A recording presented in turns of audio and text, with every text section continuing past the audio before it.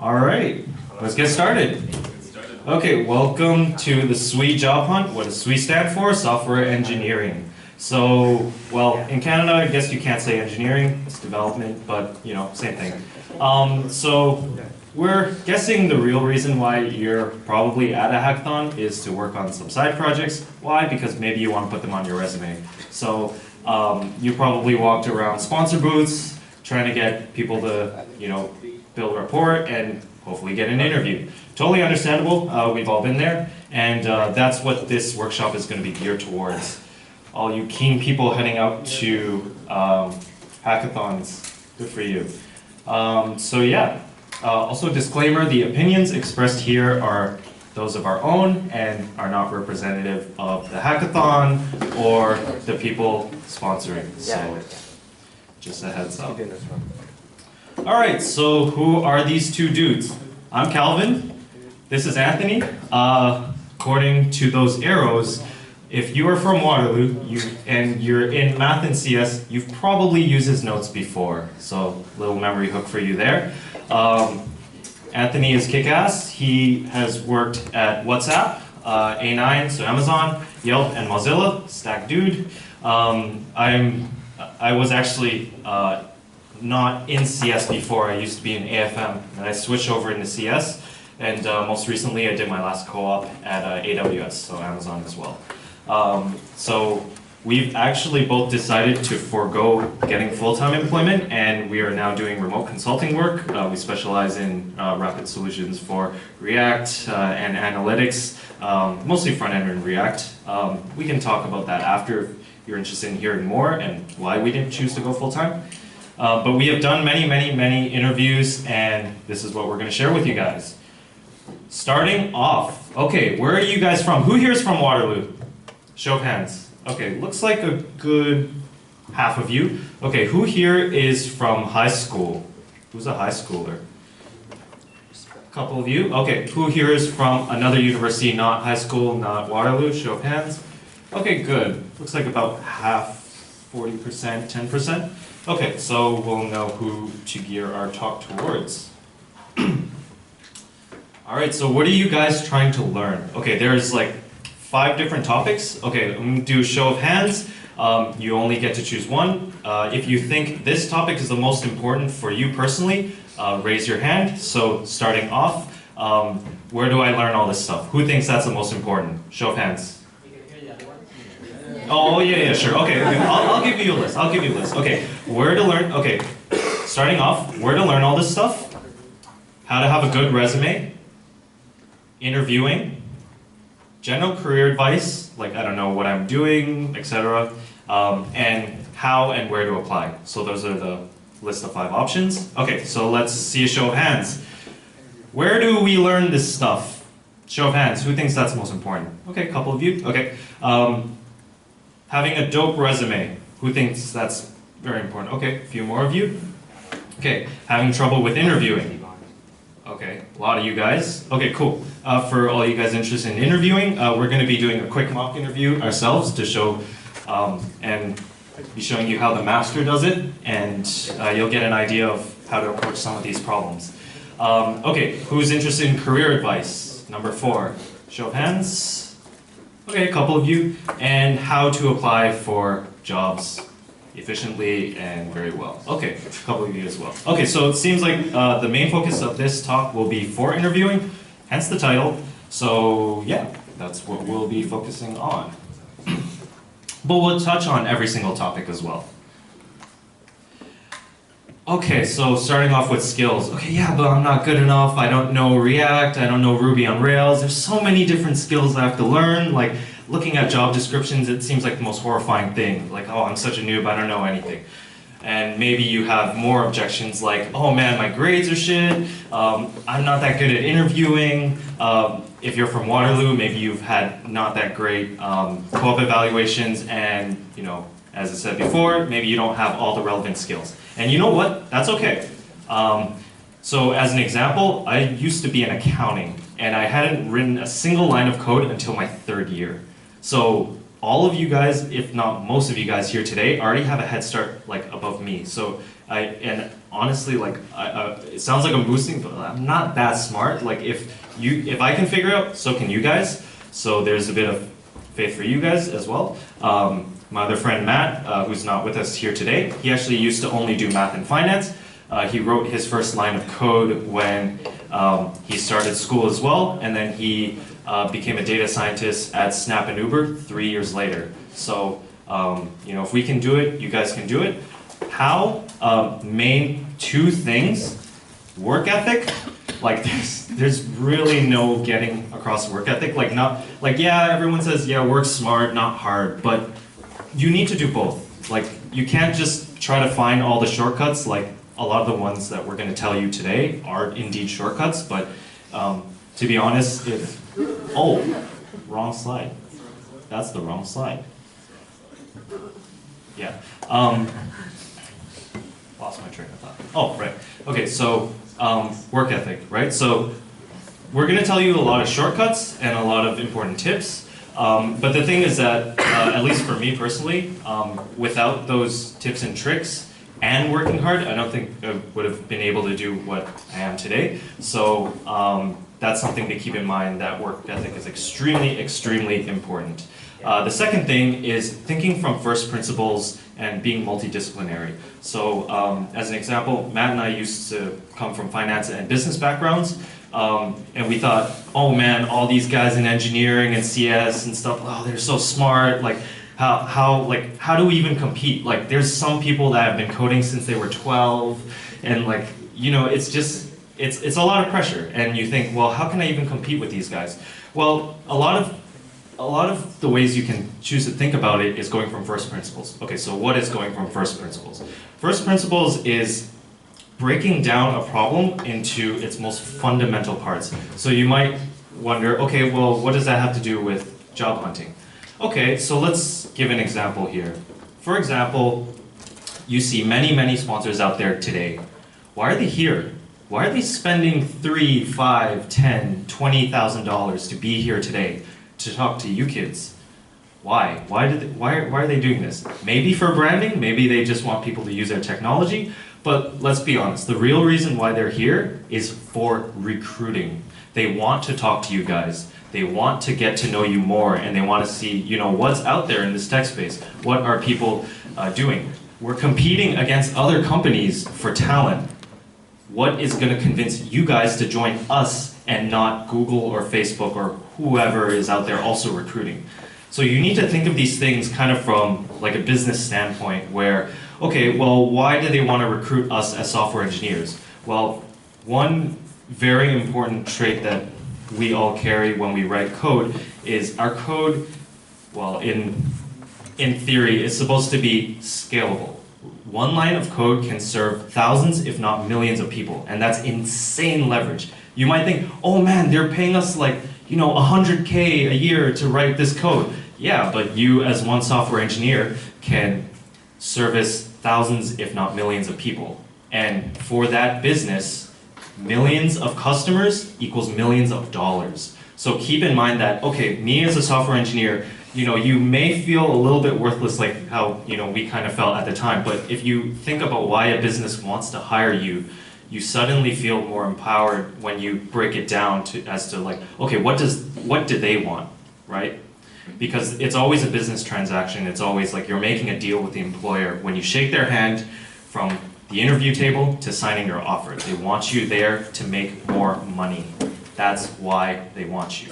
So keep that in mind, and when you work from these first principles and you break these things down, you start to understand the system that you work in more thoroughly, and then from there you can start to devise and come up with strategies to not just game the system, but to understand it more and to give yourself an edge over the competition. And that's kind of what we did a lot in order to understand, okay, well, how do we break into this field that seems so competitive, filled with such smart people?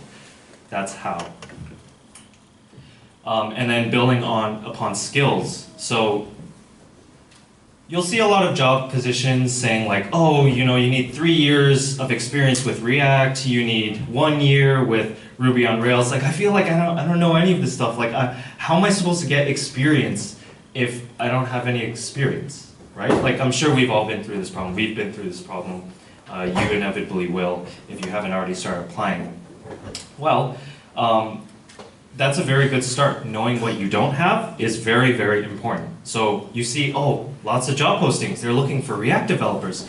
Why is that? Well, that, as going back to the first principles, there's some kind of business demand for it. They want React developers to create beautiful UIs for their customers, right? So you realize this, and there's like, oh man, lots of places are looking for React and let's say Flask or Ruby on Rails.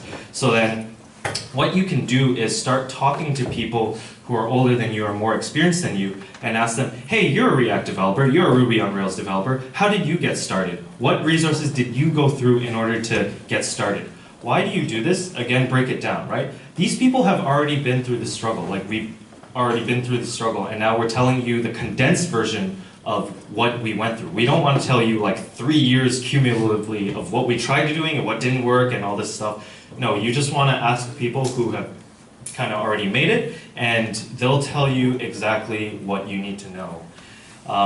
So curating the best resources, that'll be great for most efficient learning, and you just go out and learn them. Like there's no way, there's no other way, there's no shortcut. Ask for a lot of help. That's one thing that we've done a lot. Asking for help is extremely, extremely important. Yes, you need to struggle through a few problems. Yes, you need to try to understand it for yourself and just stare at it for an hour.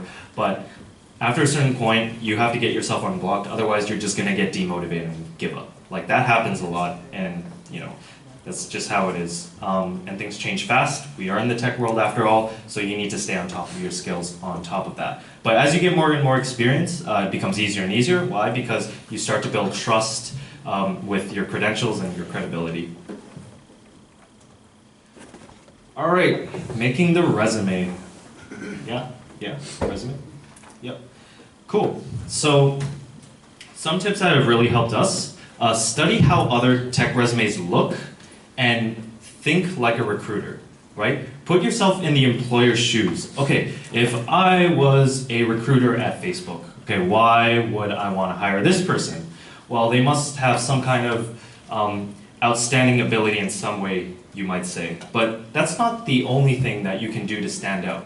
You can go even more deeper into kind of their psyche and how they think about them doing the job, and it's very valuable for you guys as job seekers to go out to sponsors and recruiters and ask them, hey, how do you do your job? Like, what are you looking for? Like, how many resumes do you have to go through when you're trying to choose who to interview? And you need to get into their thinking process. So one thing we've kind of learned was that, oh man, if we're gonna apply for Google, there's like 800 other applications like on Waterloo Works, and maybe if you're applying for summer, you're competing against like tens of thousands of people.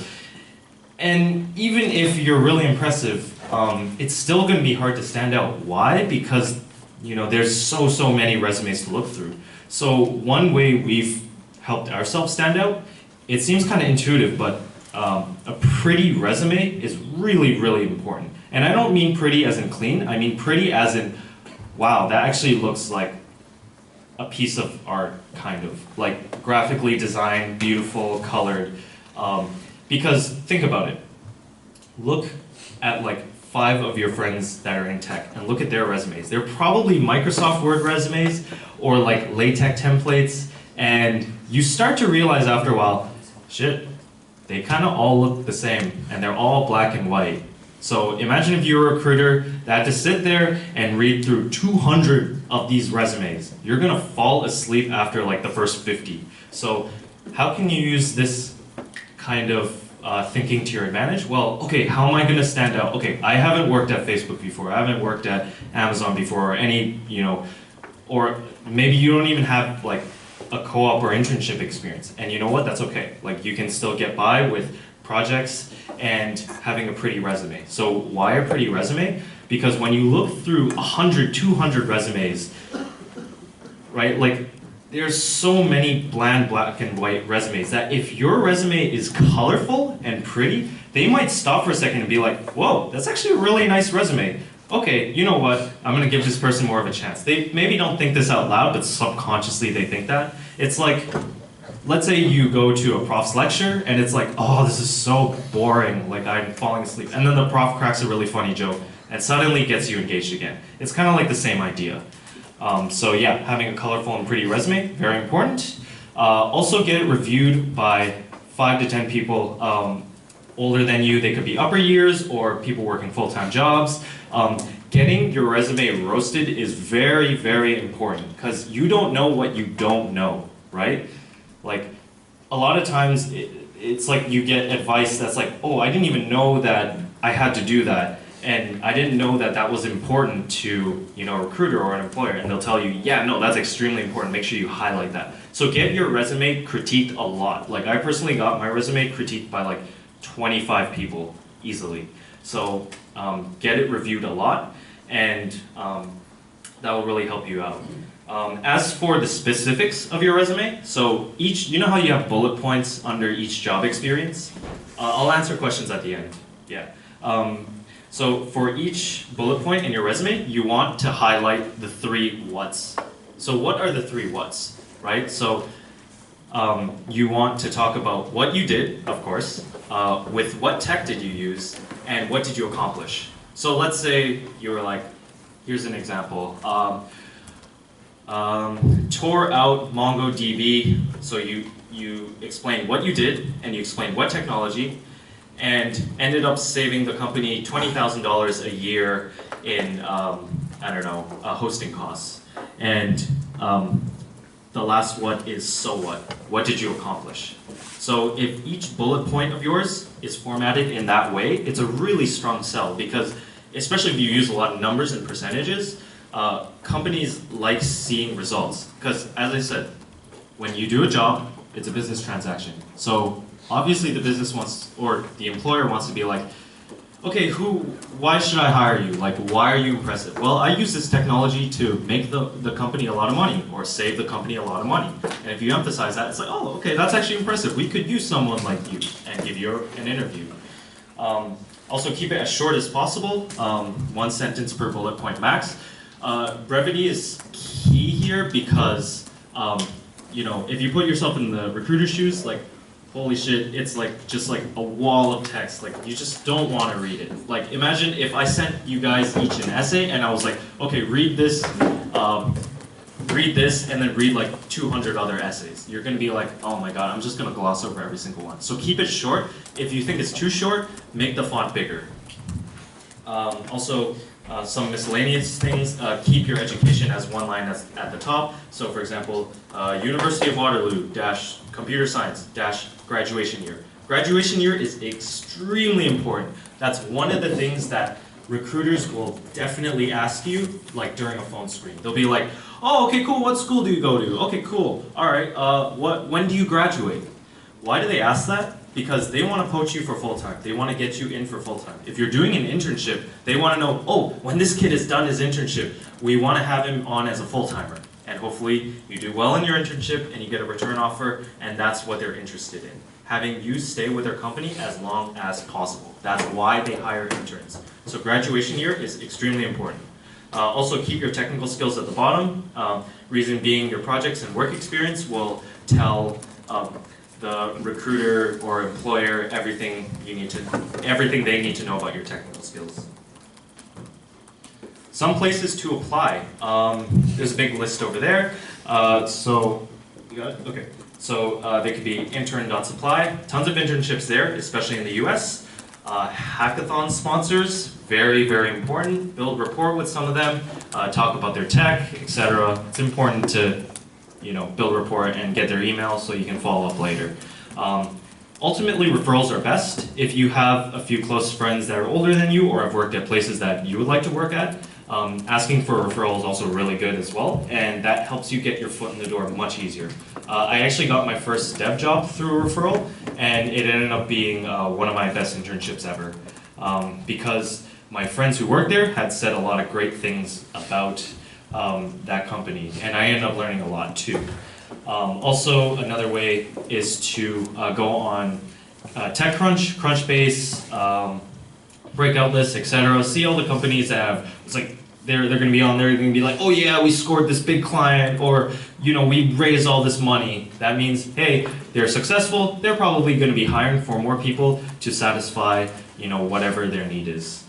And don't forget that everyone else is also doing the same thing, so you need to craft your strategy a little better and try to think of things that other people aren't doing. For example, if you go on the Hackathon Hackers Facebook page, you're going to see everyone doing the same thing, having the same resume template, all that stuff. So you need some way to stand out.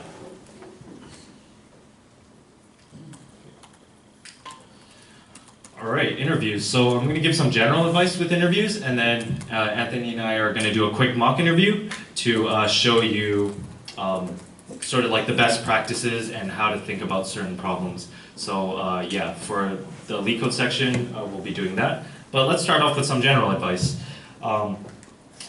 Doing interview practice, especially coding questions, is kind of like going to the gym, right? Like, it's good for you, and you're gonna get really buff, and like, yeah, like it's good for me, and I don't want to die early and have all these health complications. But you still don't go to the gym. Why? I'm too lazy. Like, interview prep is the exact same way, right? Like, it's good for you, you want that job at Facebook or Google or wherever, and you have to practice a lot. And it's a lot of work. I'm just going to be blunt about that. It's going to be a shit ton of work, and you have to bust your butt if you really want a good job. So one way to make this easier, similar to going to the gym, is finding an interview buddy compared to like a gym buddy. You could be like, okay, every day at 10 p.m., we're going to do a Skype call or a video call, and we're going to do 2 questions together. So you hold each other accountable, and it's great because you can't just flake on them. Whereas if you're just going alone to the gym, you'll just be like, I don't feel like going. Whereas if your friend was already there texting you like, yo, where the fuck are you? Where are you? Like, come to the gym. And you'd be like, oh, I guess I have to go now. So it's kind of like the same thing. So that's just like one tip that I use a lot to practice for interviews, and that's really helpful. Also, don't forget about the behavioral part of interviews as well, so definitely practice that with your friend. 4 main questions for behavioral questions. Obviously, there's quintessential, tell me about yourself, blah, blah, blah, where you just give kind of like a condensed version of your resume. Why do you want to work for our company? That's also an important one. Third one is also, tell me more about your projects. And they could be work projects, or they could be personal projects.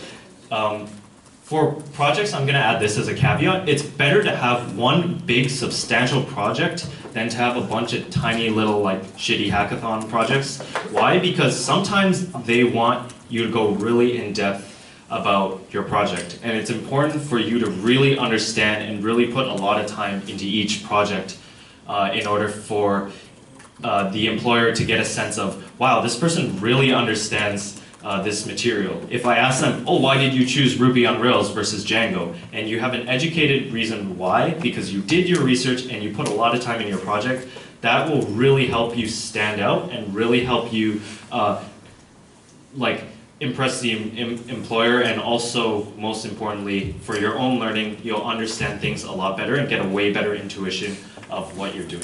And yeah, side projects are hard too, so if you want to do them with a friend, that's also awesome. Yeah, I think that's pretty much it. Want to move on to the lead code section where I grill you? All right. Okay, sounds good. All right, so you got that up.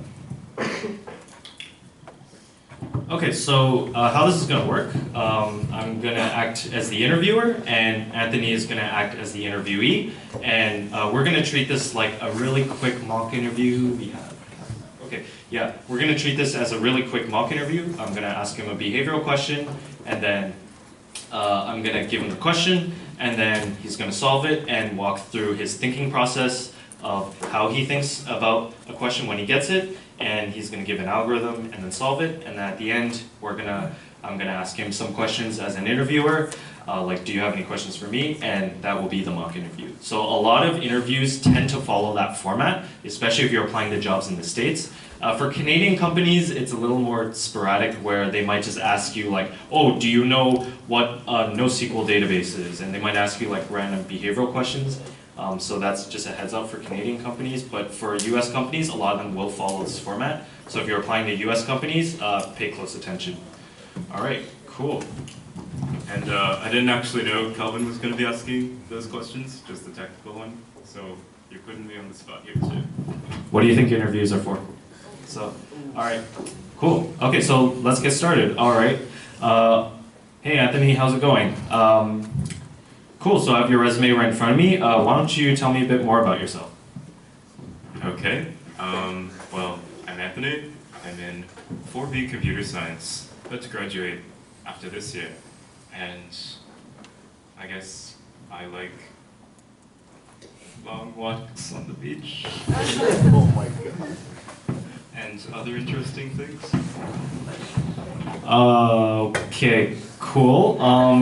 Could you tell me a bit more about your experience and maybe some of your projects? Sure. Well, I just finished an internship at WhatsApp earlier this year, and I was working on location tracking for WhatsApp users. So now if you've used location sharing in WhatsApp, you've probably used my functionality.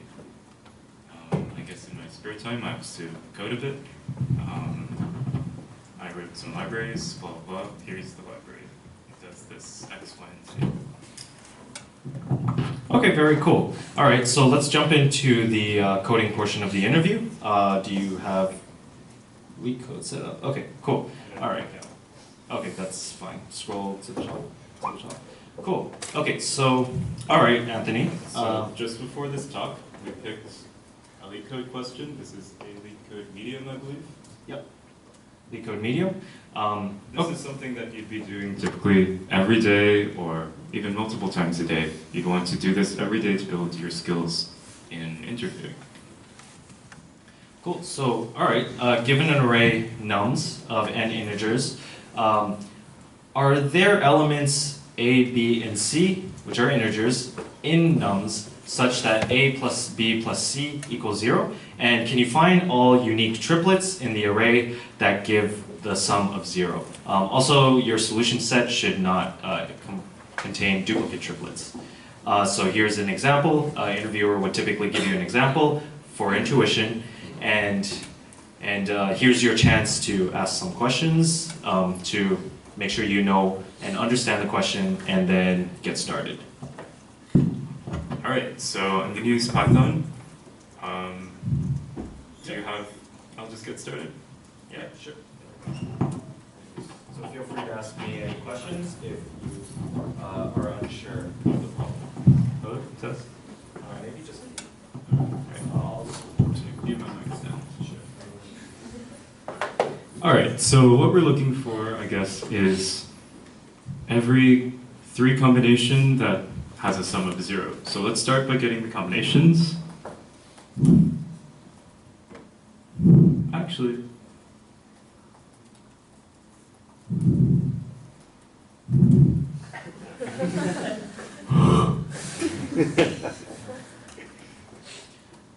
Okay, so why? So as the interviewer, sometimes I would ask clarifying questions, so be wary of that. Okay, so I see that you're using combinations. Why exactly do you choose to use this library? well, it's really short and easy to use. Okay. All right, I'm done. Okay. Maybe you can explain a bit more about how you came to this. Maybe explain your algorithm a little more. Cool. So Python has this really cool library called itertools. Has tons of really, really useful functionality. I actually highly recommend memorizing everything this does if you're doing interviews, because it will look extremely, extremely fancy. Like, just look at this. So what combinations does, sorry, I actually made a typo here.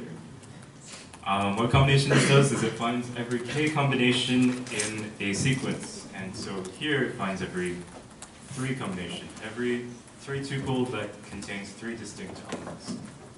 And I'm checking the sum is 0 and then yielding. It's actually pretty inefficient. You can ask me. Okay, so, that looks about correct. What is the runtime of this solution? N cubed. Okay, n cubed. It's possible to come up with a faster solution than this? We can find an n squared solution using hash tables. Okay, hash tables. So what exactly are you going to do with these hash tables? Gonna make More code? What was the question? So, why are you choosing to use hash tables? What is your process here? Well, what I care about here is O of 1 random access and O of 1 insertion. Okay, so how are you thinking of using these hash tables? So what I'm going to do is I'm going to take the array, and I'm going to, for each suffix of the array, so I'm going to cut off one element, and I'm going to cut off 2 elements, and then 3 elements, and so on. For each of those, I'm going to build a hash table out of the entire thing. You can recall that if you've done 2sum before, which is actually a leak code easy, you'll know that you can use a hash table to perform 2sum in O of n time instead of n squared time, which is the naive solution. So what we're going to do is we're going to build up a hash table for each suffix and then perform 2sum on that suffix and combine it with the prefix. All right, let's get started. Yep, sounds about right. Go ahead. And then at this portion of the interview, after you as the interviewee have given your algorithm, a lot of times in practice, the interviewer would just be like, okay, sounds good to me, and then they'll like work on their own stuff as you're coding your own thing, and maybe interject with a question here and there, especially if it's a phone screen and the interviewer doesn't really care that much. So just a heads up. Usually it's good practice to explain what you're doing as you code, and it's also good to get the interviewer to understand your algorithm really well before you get started, because there could be some cases where maybe you come up with an algorithm and you think it's brilliant, and then they say, okay, you could do that, but it still seems inefficient. Is there any way where you can make it faster? So instead of jumping right into code as soon as you think you have a solution, you need to talk to them and talk it out, and maybe even write some pseudocode to make sure they get the intuition. So that way, if you don't have the solution that they're looking for, you can save yourself a lot of time and potentially the job. Because if you start writing code that becomes the inefficient solution and then they expect the efficient solution afterwards, then you're going to waste a lot of time and you'll most likely run out of time and fail the interview. A lot of times you can tell if you pass the interview. It's just simply by solving the question. And a lot of times where, like, here's a pro tip, like when you know you pass the interview, you finish early and the interviewer is like, oh, well, we still have like 10, 15 minutes. Okay, cool. Do you have any questions for me? That means you usually pass unless, you acted like a really big dick beforehand. So yeah, don't do that. I've actually never used code before this, but you should definitely not be like me. Okay, so just keep typing, right? Yeah.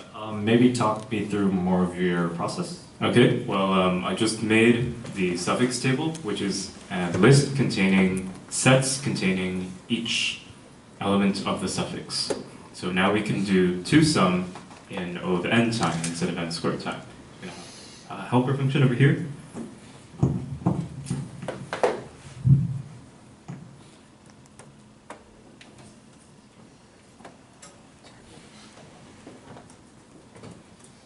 What's that? Yeah, I'll just okay, cool. No pressure. Well, actually, some pressure because it's an interview. Yeah. So, also with interviewing nerves, the more interviews you do, the less nervous you'll get. So just keep that in mind. And also as you're doing mock interviews with your friend, hopefully every day, you'll get more and more used to the interview format, and eventually it'll just become routine, where doing like you could wake up in the middle of the night and do an interview. I've known some friends who have actually done that because they were on exchange in Singapore and they had to wake up at like 5 a.m. to do their scheduled interview. So yeah, you gotta get a lot of practice if you want to beat those nerves.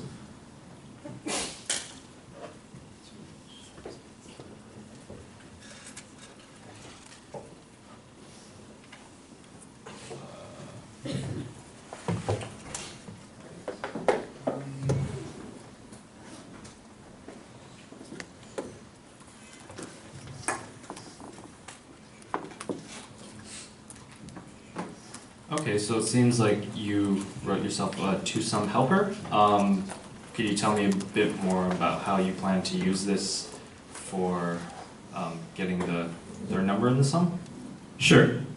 So given the two sums in the suffix, in the prefix, you take the element right before the suffix and you add it to all of those results and you get the three-sum results. So that's not very clear. Let me just show that in code.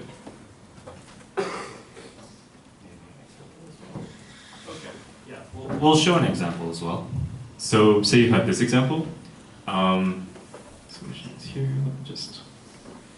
So this is an example. This would be a suffix. This would be the current element. If we look for all the two sums that sum up to -1 in this set, the two sums that sum up to +1, so negative, -1, in the suffix, then we get 0, 1. That sums up to +1. It's a two sum that sums up to +1. So we find those, and then we add this to it. So -1, 0, and 1 is a three-sum result. And if I were to implement that, it looks like this.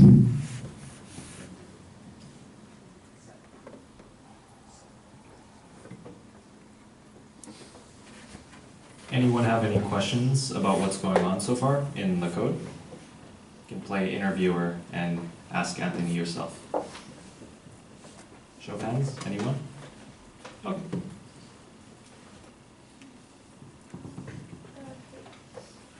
Yep. Was it okay, like, you used a lot of stuff that were already in the library, but if I don't know this library and I try to implement it myself, is it better or not? Is it worse? What do you think? I'd say it would be helpful to know both ways of doing it. Sometimes when you use iter tools, they'll be like, it's very cheeky of you, but please do it the full way. But when you can use it, sometimes they'll be like, yeah, that's really fancy. Good work. What would you think that recruiters like most? I would start off with the simpler way, and if they ask you to expand on it, then you should be able to kind of expand on that. Okay, thanks. That would be my personal preference. Seconded.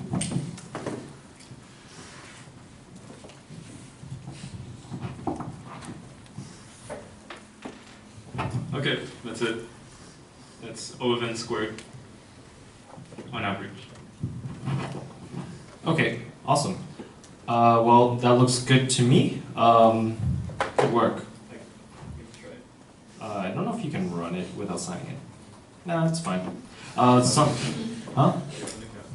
I do, but for the purpose of this demonstration, a lot of times in interviews, they won't even ask you to run the code. It's just more like, well, it looks right to me, your intuition is correct, the code looks correct, that's fine. But sometimes they'll make you run it, so keep that in mind.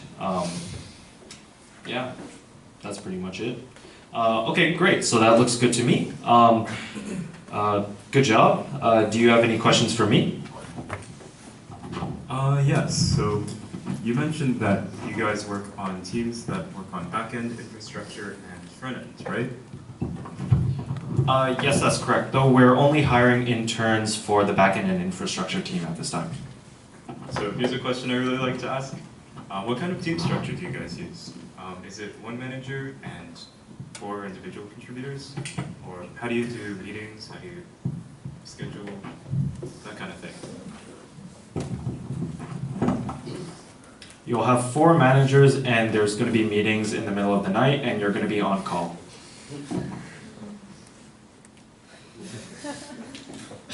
Okay. Cool. Any more questions for me? Yes. Where's the exit? You don't get to leave. All right. Thanks for your time. All right. Good work. And yeah, there's a few more slides left. All right. You want to take it from here? So here's some career advice for you. Take the wheel.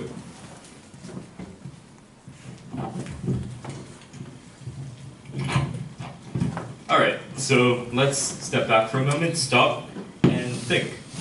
Why do we want to do this? Why do I want to do this? At the time, I told myself that it was about working on cool things and having a big impact. But in truth, while it was cool to work in a place with great weather, a lot of it probably boiled down to money, social pressure, and prestige, and I totally admit that. Well, companies have their own interests, and they're in it to make a profit. Even if you don't agree with what they're doing personally, they'll still end up doing it, and you'll be along for the ride. Well, we're really lucky that in the current climate, it happens to be very profitable to treat developers really well, and pamper us with all these perks like free food, free lifts, and whatever, fun offices. But this is like a really similar situation to what you saw in the finance industry, which some of us have worked in before. It was really good, everybody got treated really well until the crash happened. And, you know, things changed. So, I guess this is something the three of us have been thinking about a lot lately. The third person isn't here, but I assure you that he thinks a lot as well. We invite you to do the same. There's a lot of great places to work outside of just like the most prestigious places, like in California or New York or whatever. Like some of my friends, very good friends of mine, have went to Norway or Kenya or Singapore, and they've had a fantastic time. Maybe you've got something personal here, like friends or family, or maybe you just really like the city. There's nothing wrong with that. And maybe it's just a job. At a few of our co-ops at so-called prestigious companies, many of us didn't actually have that good of a time because of cultural or ethical concerns, especially at a very large social network with a blue logo. But those 4 months were still a blast. Why? Because life outside of work was fantastic, which made all the difference. Good friends, good food, good times. And in the end, the best place to work is the place that makes you happy.